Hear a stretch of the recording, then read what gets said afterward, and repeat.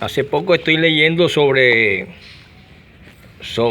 que se hablan en sociedades de igualdad, pero algebraicamente existen inecuaciones.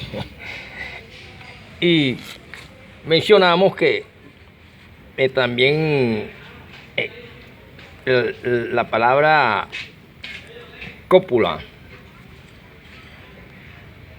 y cúpula. La palabra cópula en lingüística sirve de unión entre el sujeto y el predicado. Una palabra que sirve para esto, pero en biología es unión sexual. A veces me pongo a analizar las cópulas de la iglesia que tienen forma erótica y viendo que en muchas sociedades se habla de igualdad, pero realmente existen inecuaciones sociales.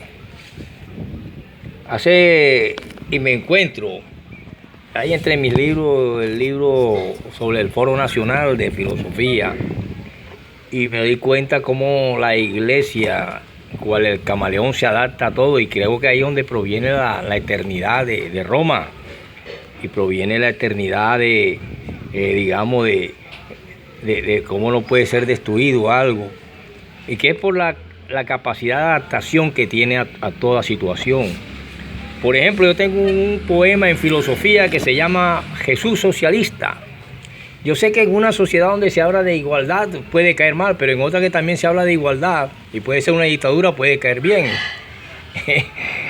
Aquí, por ejemplo, yo recito un escrito mío de 1977, por allá, que lo guindé en la cartelera de la Universidad del Atlántico, donde precisamente hicimos este libro en el Julio Blanco de la Universidad del Atlántico. Se reunieron una cantidad de filósofos y a mí se me vino la idea y hice Jesús Socialista.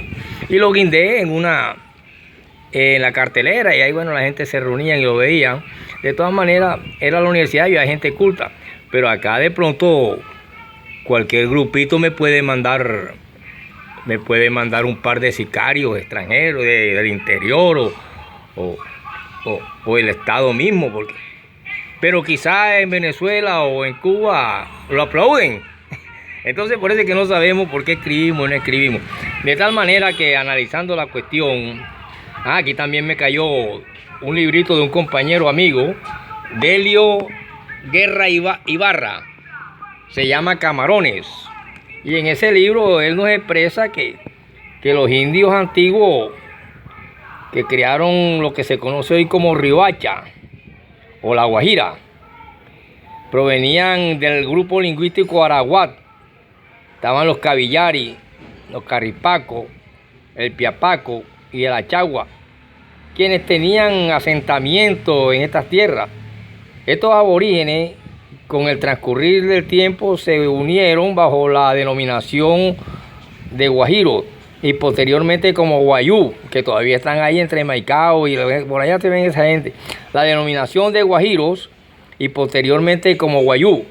Además de los ataques y asaltos por parte de piratas y corsarios, sus tierras eran inundadas por marejadas, o sea, la naturaleza, y causaban estragos que los obligaba a trasladarse de un lugar a otro. Cuenta la tradición oral que en esta tierra existió la tribu de los Guanebucanes, y era liderada por un cacique llamado Gibson, que en Guayunaiki, lengua oral de los Guayú, traduce en español camarón. Por eso el libro de mi amigo Ibarra, el cual ha escuchado varios recitales míos en la universidad donde él estudió periodismo, yo ahí voy a recitar sencillamente. Y fui secretario del que fundó eso, un excónsul llamado Rafael Pacheco Blanco. Y le prometí a Delio que le iba a echar una ojeada del libro. Sí, aquí encontré algunas cosas que yo menciono en el Testamento de María, pero que él aquí lo menciona de otra manera. Nosotros lo pensamos como una tragedia que sucedió en una noche en un bar, más no doy el nombre del bar, porque era de una prostituta, una señora. Y, y él sí lo menciona porque él no es del barrio y él es de otra parte, pero a mí siempre tengo que mantener un pequeño respeto en ese sentido.